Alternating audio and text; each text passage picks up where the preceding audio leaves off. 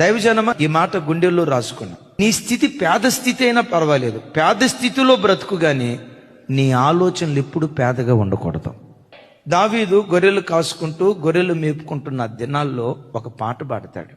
ఏమంటాడో తెలుసా? భూదిగంతముల నుండి నా ప్రాణము తల్లడిల్లునంతగా నీకు మొరపెట్టుచున్నాను దేవా, ఎవ్వరూ ఎక్కలేని ఎత్తైన కొండకు నన్ను ఎక్కించయ్యా.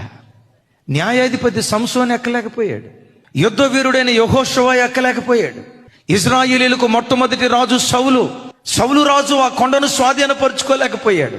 నా పితరులు సాధించలేని విజయం నేను సాధించేటట్లుగా ఎత్తైన పర్వతానికి నన్ను ఎక్కించయ్యా దేవుని సన్నిధిలో ప్రార్థిస్తున్నాడు. నేనంట ఇంత ఉన్నతమైన ఆలోచన రావాలంటే హృదయంలో ఎంత గట్స్ ఉండాలి.